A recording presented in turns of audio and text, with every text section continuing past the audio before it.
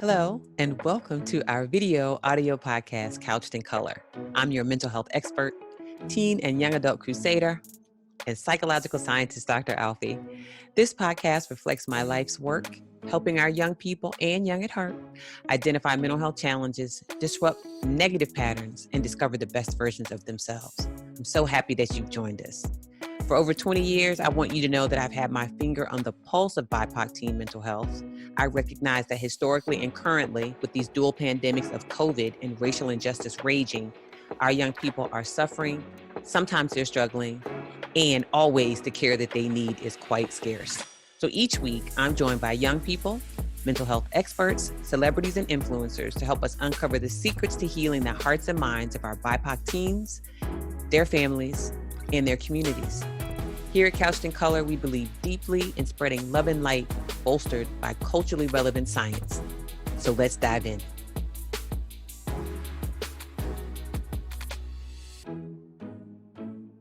Welcome, everyone. It is honestly such a pleasure. I feel like this is my BFF, even though we've probably never been in the same place physically in person.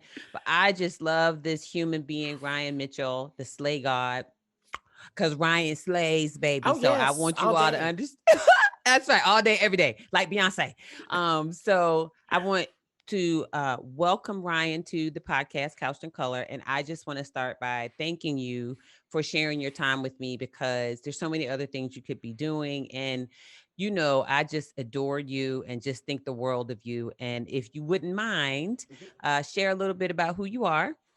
And tell us anything you want to tell us about your investment in and interest in mental health.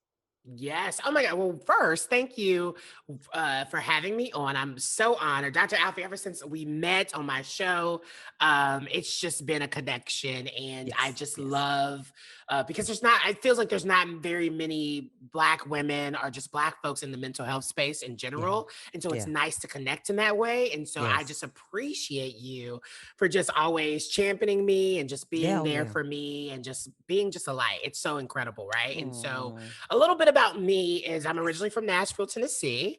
I moved out to Los Angeles to do like fashion PR at one point. I was doing a lot of behind the scenes work. And then it kind of landed me in front of the camera, behind the mic. And it landed me with having my own daily radio show on the first LGBTQ talk music station, Channel Q. And so it's called Let's Go There with Shira and Ryan.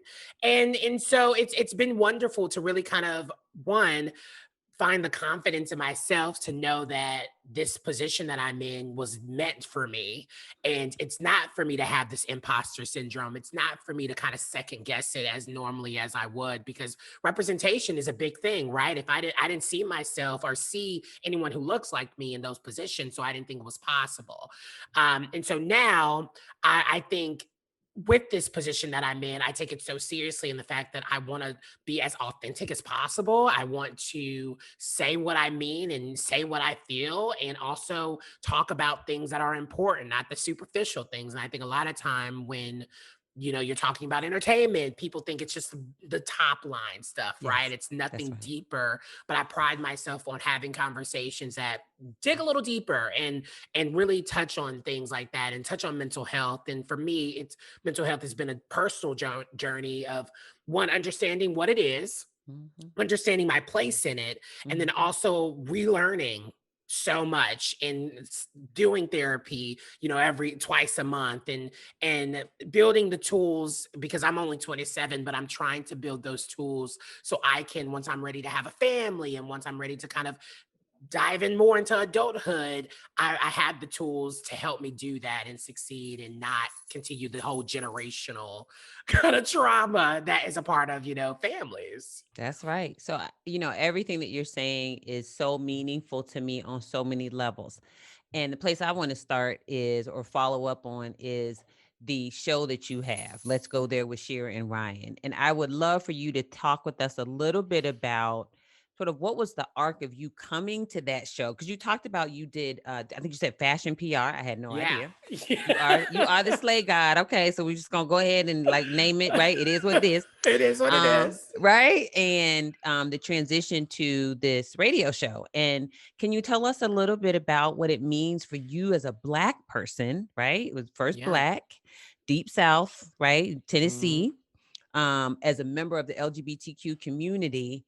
What is it like for you to have this kind of platform? Given, I mean, and there's so many other parts of your identity. That's not all of who you are, but with Yeah. all of those parts of your identity, the visible and the invisible, what is it like for you to have this daily radio show? And we should say, I want us to say for full disclosure, that your co-host is not a person of color, Yes, right? And honey. is Yeah. not, does not identify as queer or LGBTQ. So what is that like? Tell us a little bit about that whole arc. How did you come into that? What is that like for you? Yeah, it's so strange. So I met my co-host Shira, Shira Lazar. She's the CEO of What's Trending. We met when I was working for a company as a social media manager, and I was doing social and brand management for a Facebook Watch show that she was the host for.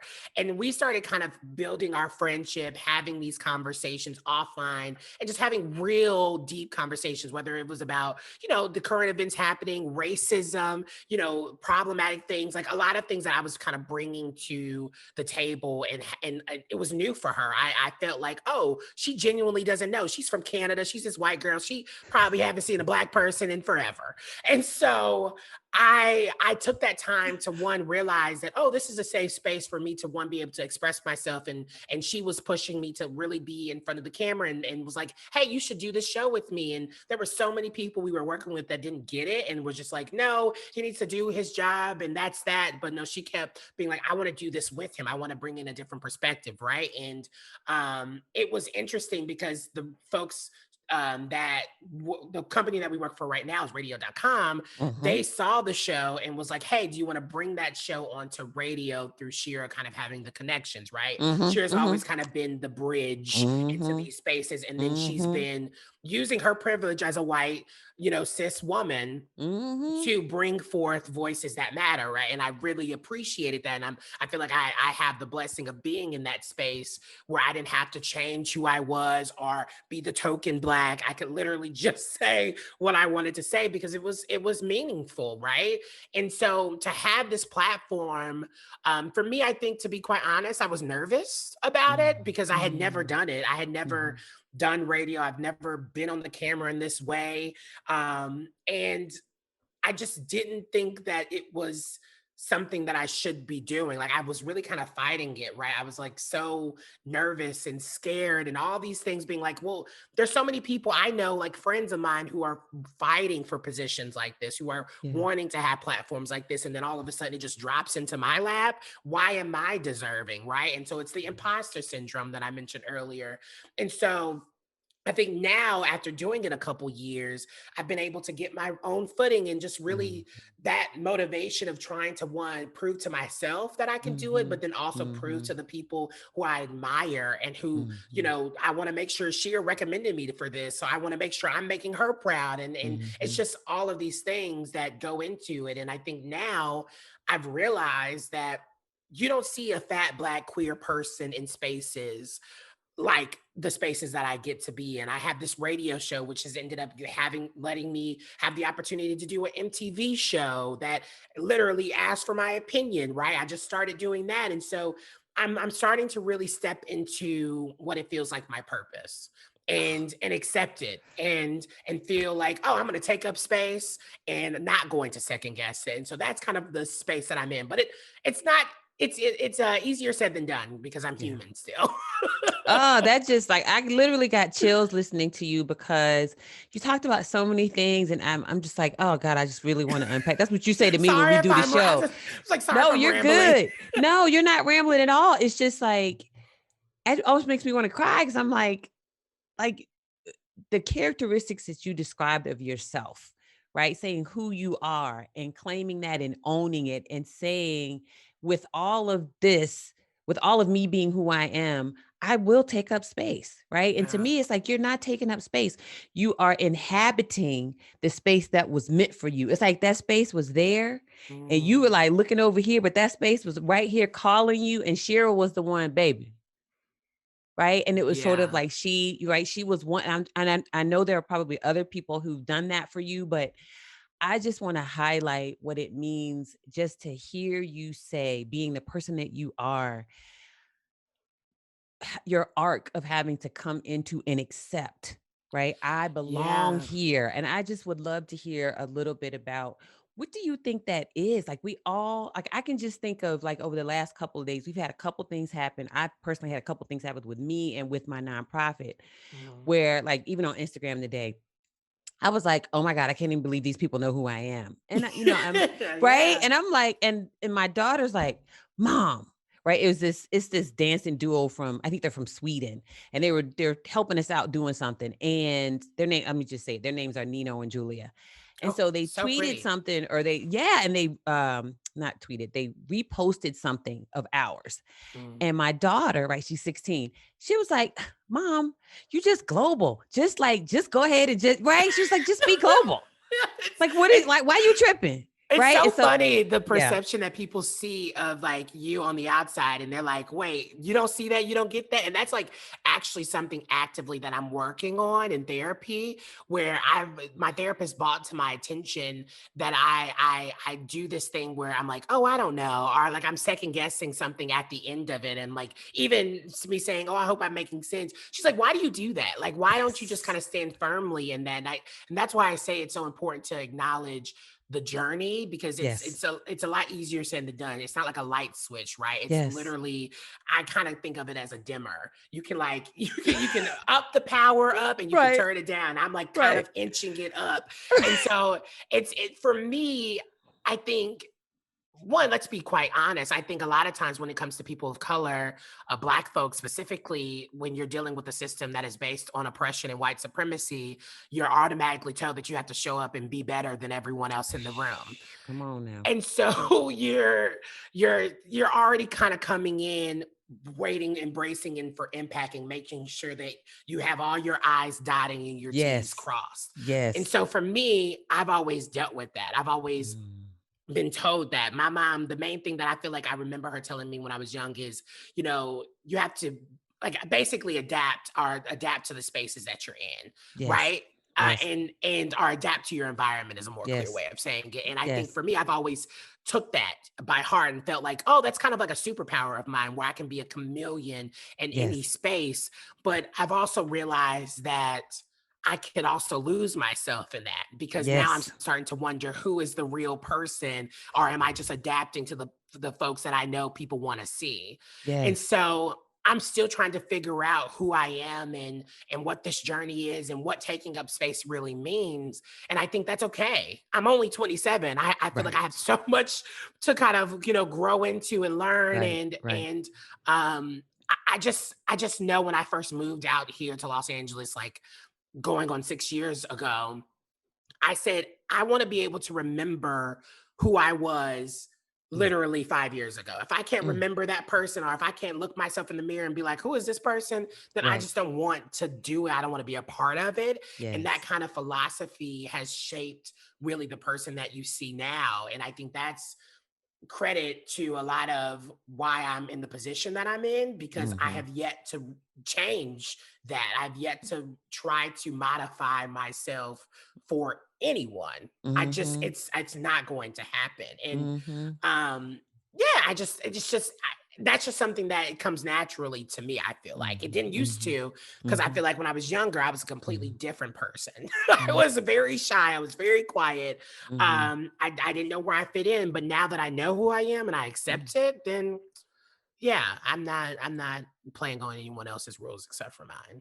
Amen. Amen. It's really important that young people of color hear you say that. I think there are so many ways in which part of what you said, the part where you have to adapt to the environment, where we're not taught as people of color that there's a better way. Like we should not Mm, always be trying to adapt to these jacked up environments, right? I mean, Yes, they're jacked up. yes. I mean, they really are. And I was on this in this meeting with the girlfriend recently. We're newer girlfriends, and we were listening to somebody talk, and we talked afterward, and she said to me, "Girl, that mess that fool was saying was a bunch of BS." You know what I'm saying? He was trying to Yes. sound all deep. Girl, that was some Mhm. hot mess. And it was something about her saying that to me that resonated, because I can remember being in spaces when I was much younger and Mhm. looking at people like this person who was speaking to both of us and thinking, maybe not that they were so smart, but everybody else in the room thought they were so smart. Oh, yeah. Right? And Yes, so yeah. I'm right. And she was like, girl, that was some mess. And then when I thought about it, I was like, she right, that was some mess. It wasn't nothing deep about nothing this person was saying. But it was that moment where I realized, and I'm gonna tell you the truth, full disclosure. When I went to bed that night, I cried for like an hour because I Wow. was like, I spent so much of my life looking at these people, as I'm talking about as an academic, trying to figure out what did they have that I didn't have that was preventing me from making the progress that I knew I was capable of making. Yeah. And then it's this revelation. It's the system. There's nothing wrong with you. It's this messed up system that is designed to move those people forward for no other reason than what Yes. they look like.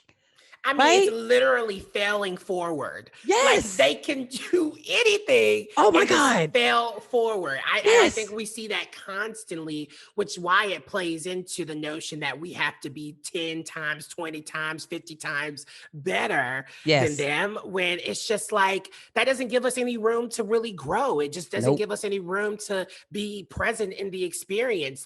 To be honest, I feel like I have been so into like a tunnel vision Yes. where I'm like, oh, I got to do this, I got to do this, I got Yes. to do this to get to the next step, to do this, to do Yes. this. And I can't, honestly, I can't remember half the things that I have been or done or taking place. To be quite, it's a very like, sometimes friends bring up things and I'm just like, I don't even remember that because I'm not being present in it because Whew. I'm working towards, or I'm thinking that, oh, this is just a next step for me to get to the next step, to get to the next step. And I'm just That's like, right. if once I get to that step, or the final step that feels like, oh, you've achieved all these things, if I'm not present in it, then is it really meaning anything? Right. It's like, Right. and so it's a constant, it's literally a constant journey because Oh, I'm trying to work on being more present. That's where yeah. like the mental health stuff comes in, where I'm like Yes. going to therapy and just Yes. trying to center myself, or whatever that really means. Right. Because to be honest, I thought all this mental health wellness stuff was for white folks. I didn't think I needed to Right. it wasn't for me because I come Right. from a generation and a Yep. family where it was church, pray, all That's these it. things, That's it. and God is the only way. You got crystals, that is that witchcraft? Like it was all Right. these Right. things Girl, that say it. I was taught. And now I'm Yes. like, wait, this actually really does help me. Journaling is really like Mm. helpful. All of Mm. these things about my mental health and dealing with, like, now that I have the language of being diagnosed with severe anxiety, like, Yes. oh, I can actually identify these things and now have the tools to help me through the process when I'm like having a moment Yes. where I'm not clear or grounded or present or any of those things. Yes. Oh, child. Okay, now you done went there. Can we talk about Let's do Black it. folks and being anxious? Right? Because me, right? I am your Ooh. soul sister with Like that anxiety. seriously. And it's Yes. crazy. I think I will say the good thing about COVID so Yes. far, and Yes. even the conversation with my mom, and I talked to you about this on the show, Oh, yeah. where my mom has been able like to like phrase language being like, oh, I'm dealing with anxiety, or where before I would have never heard her say things like that, right? When the fact that we're seeing and hearing so many people talk about mental health on a mainstream level, it is helping, I think, our communities to be able to acknowledge, oh, this is what that is, That's right. and taking it seriously, to know that, oh, nothing's wrong with you. It's That's right. just there's a different way of dealing with things, and you might feel pressures and things like that. So I will say that's been like the best thing about it. But even then, like I still think it's harder. It's a generational thing where like sometimes it's hard for people to really want to change or hear that. And I think that's fine. Do whatever works for you, but I know what works for me and I'm gonna put Right. my boundaries in place. Uh-oh. There you go. That's it. Look, in my family, honey, I am the boundary queen. Any of my family listening to this, I got a first cousin. We're close. She's like a baby sister, and Yeah. she know we be texting. I be like, "Girl, don't play that. You better set them boundaries up. Don't be texting me. Leave me alone." You Yeah, know what I'm saying? Don't be asking me seriously. all these questions. This ain't no free therapy. We not doing this. It's a directory. Go get you some therapy for Black girls, therapy for Black men. Yeah. Right? Go on over there. Don't come Yeah. over here with that because my thing is like because I am an anxious person and it runs in my family, especially on my dad's side of the family. It's this Mm, thing where I don't need y'all's chatter in my head. I have enough of yeah. that stuff, right? Of my own sort of spinning all the time. And so this whole idea of bringing myself back to baseline, which is what I always call it, and the meditation. I do pray, but meditation and silence is really key to me. It's really, and I have to have it every day. I have to exercise every day because the Mm. exercise, it used to be for like being fit. Now it's really just for like fitness of my mind. So I can just sort of have right. And I have this thing that I do, and people probably gonna kill me if they hear me say it, but I don't do meetings before 10 a.m. because that time Ooh. before the time between like when I wake up like 7:38, my family's gonna laugh. Yeah, right, mama, you up at 8 o'clock. But 7:30 or 8 to like 10, I can't because I learned the hard way that if I start really early, what you were saying earlier, I can't be present because my mind is just like racing and it's just like all over the place. So I'm wondering for you, you talked about crystals, you talked about journaling, you talked about going to seek psychotherapy. Are there other things that you do that you find are particularly helpful for you to bring you back to a place of peace when this stuff starts just spinning with that anxiety? Yeah, something new actually that I'm doing on the workout tip. I started to I deal with my own kind of like issues with my body and how I view myself and how Mhm. mean I am when I'm talking, thinking about Mhm. changing different diet, like different Mhm. habits and just like kind of trying to do better on that. Mhm. And I'm trying Mhm. to reframe that in the sense of like being able to just kind of use it as something that is like a stress reliever. And so like Yes. working out and like I've recently started running around at the park in the mornings to really kind of start my day and that's been really helpful. And because I think I used to work out when I used to feel all of this pent up anxiety. And Yep. so I that felt like that was like the way I could get rid of anxiety. So that was like, oh, I only need to work out when I need to do that.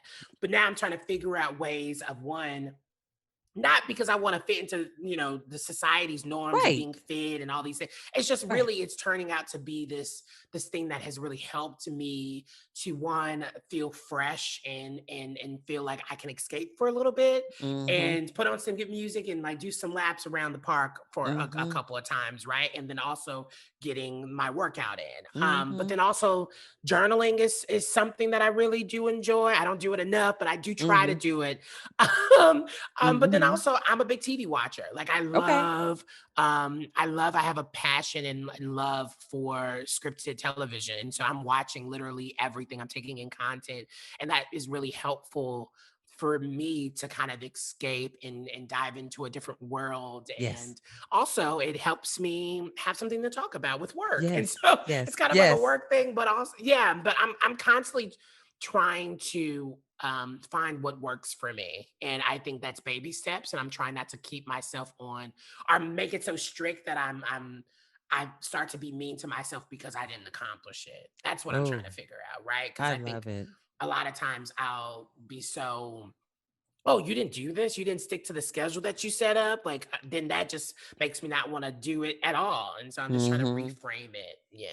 Ooh, I love that. I really love the two things I love all of it, but two things that you said is the reframe because that's exactly I feel like we just like connected because that's Yeah. exactly what I had to do. And when I do it because not because I want to fit a certain size, because we all got that size, right? Hmm. And for our whole lives, we're sort of battling with that size. We're either at that size or we're trying to get to that size. It's just always this back and forth. And once I, like you, stopped looking at my exercising, is trying to get to that and really started looking at it as the reframe, just as you said, just echoing what you said. I need this for my head to be clear. And I'm telling you, Ryan, I know my body at this point so well. I can tell when I'm in the morning when I'm agitated and I'm thinking I want to skip the workout, like honestly, I'm like, Mm. no, You're you like, go I'm get on not that in it. bike or go do your step. You say, or like you say, Yeah. go run. You have to do it. So I really love that the reframe piece. And I think the other thing that it really speaks to me is this idea. You didn't really say it like this, but I'm gonna just like sort of summarize like this: is putting yourself first. Yeah, Right? yeah. You have to, because if you don't take care of you, you can't be present for any other person in your life. You can't be present for your work. You can't like sort of battle that imposter syndrome or battle that anxiety. You've got to show up for you first. And so I just love that you have things in your life that allow you to show up for you. So I got to ask this one question because you said scripted TV. Bridgerton, yes or no? Yes.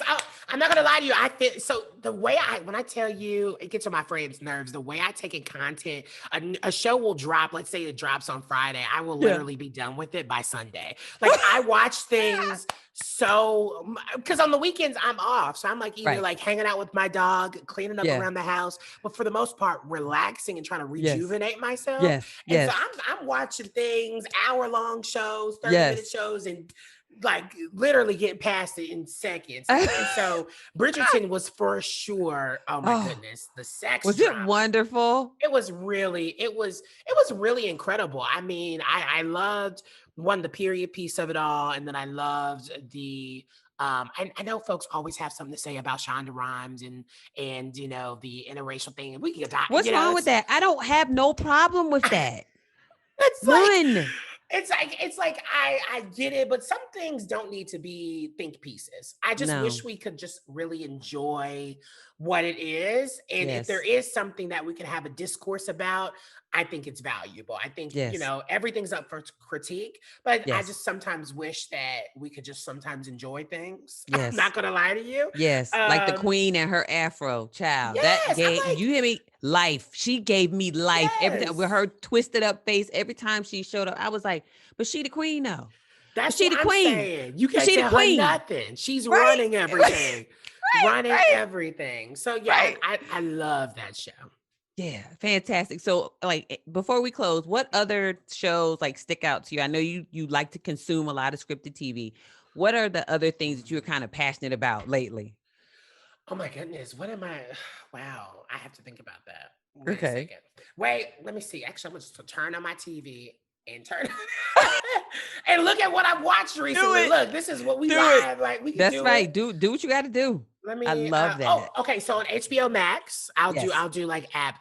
I will recommend Search Party. Search Party is an incredible show. Oh. That is, I mean, hilarious. It literally, I feel like I tweeted, I said, oh my God, Search Party is literally telling white folks business because it is this hilarious show about like four friends who one are trying to solve this murder mystery, okay. but then Okay. end up like getting themselves into trouble. And it's like Okay. it's just sarcasm and just like white people doing white people things, Yeah. which it can be hilarious. Yeah.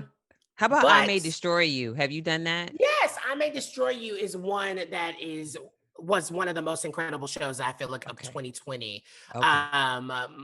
I think when you're talking about and talking about sexual assault and trying to understand it and even understand someone who's kind of been through the experience, I think that is a show that really detailed, especially in an intersectional way, a Black Mm. woman. Yes. It was so Unapologetic too. yeah, and in the show also it dealt with, consent. It also dealt with Yes. queer, Yes. queer folks. Yes. In a way, I think it did a beautiful job on melding it in a Okay. way that is really, really important. So yeah, I Okay. May Destroy You's a beautiful one. That's a great one. Actually, I'm just gonna go with that one. That's a Okay. good one.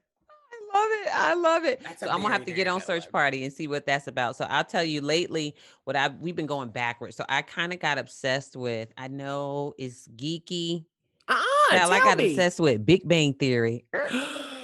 Okay, so now look, I watched that show. I've never watched that show, but I do like Kaylee Cuoco because I just watched The Flight Attendant on Yes, yes, HBO yes, yes, Max. yes, That's yes. good stuff too. Was it I gotta good? watch it. I gotta watch The Big Bang It's Theory. a lot to take in, but I guess it's just the psychologist in me because You're Sheldon is smart. so, yeah, it's just he's so socially awkward and just watching the dynamics of all the it's Yeah. less about the nerdiness and more about just he's totally on the spectrum, right? And it's just Mm. fascinating just sort of watching how that plays out. So anyway, that's something that I've been kind of obsessed with. And then Dead to Me, I haven't gotten through season 2.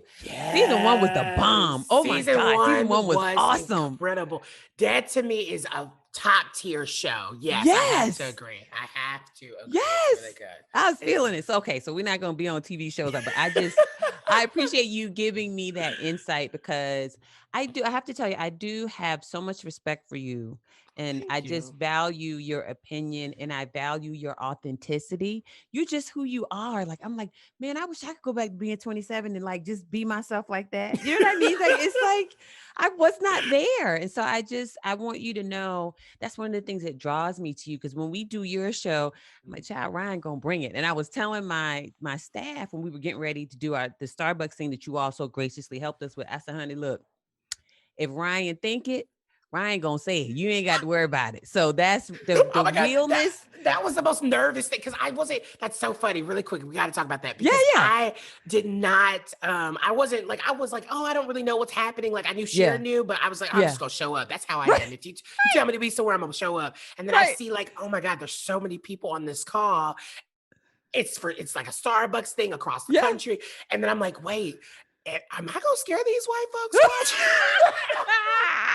Because I'm literally talking about white supremacy. I'm talking about oppression. Yes, I'm talking about all these yes, things. yes. And I just wasn't sure. I was like, oh my God, I don't want to embarrass Dr. Alf because she You were asked. wonderful. No, you were wonderful. I'm telling you, it gives me life to hear you again, not to overstate the case, but to show up authentically and be able to say things like, this is a white supremacist structure that we live in. And if we Yeah. don't acknowledge that, we do damage to ourselves and the people around us. People have to hear that. And so, with you being, I know you're young, with you being a young person, that gives older people like me, we gonna tell it older people like me, it's like we get permission, right? Because when I was your Mm. age, we couldn't say nothing about no white supremacy. People would be like ready to fight us. And so Yeah. the fact that we're at a place where you can say it, that gives us permission and freedom to say it. And it also allows us to see each other and to be seen. And you know me, my Mm. thing is always each of us wants to feel seen. We want to be heard. We want to know that we're valuable. And the way that we do that is we hold space for each other. So, what I'm going to say to you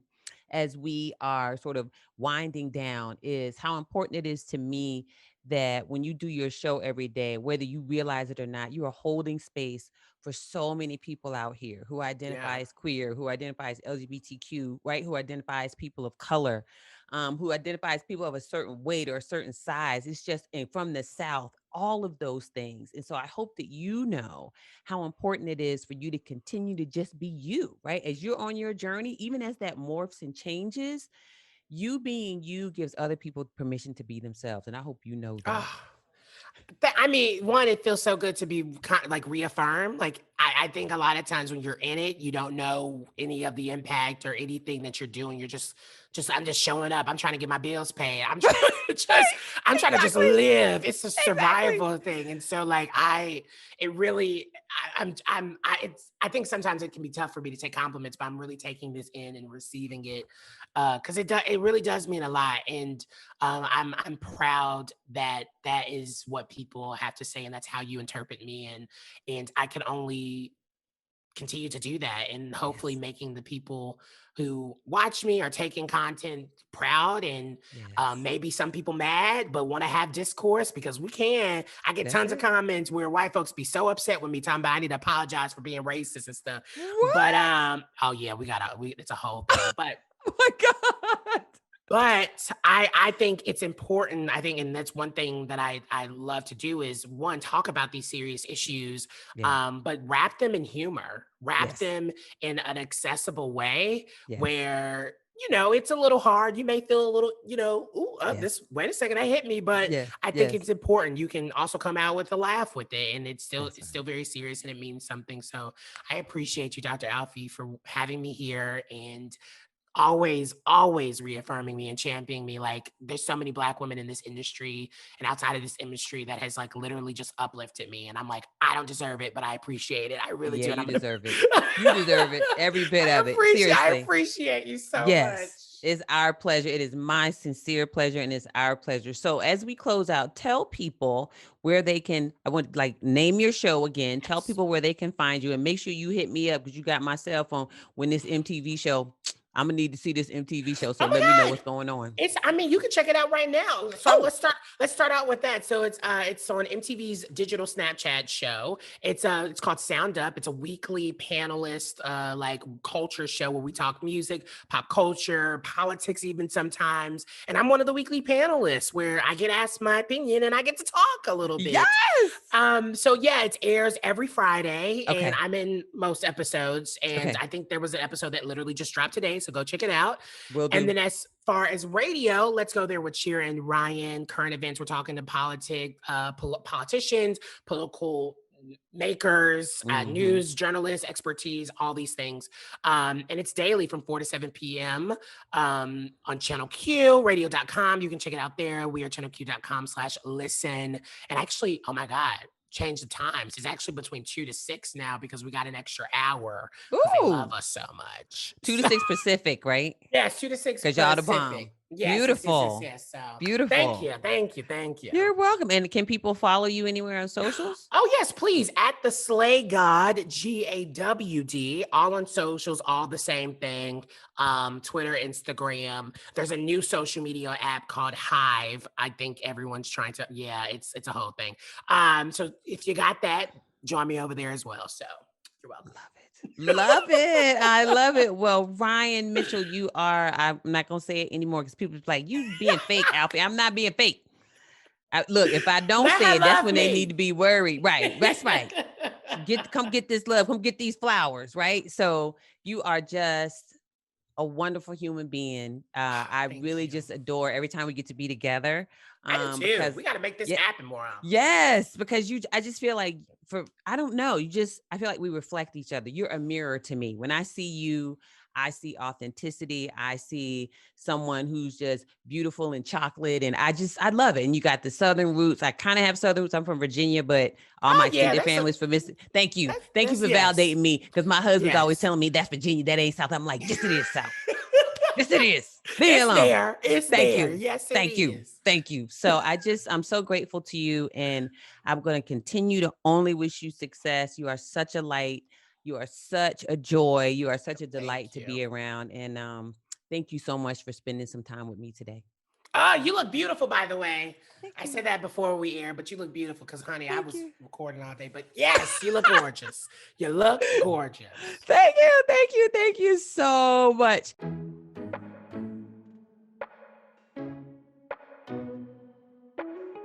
So there you have it. That's a wrap for another episode of Couched in Color. We want you to know that we deeply value you, all of our viewers and our listeners, and everyone out there working to support optimal mental health, both for themselves and for our young people.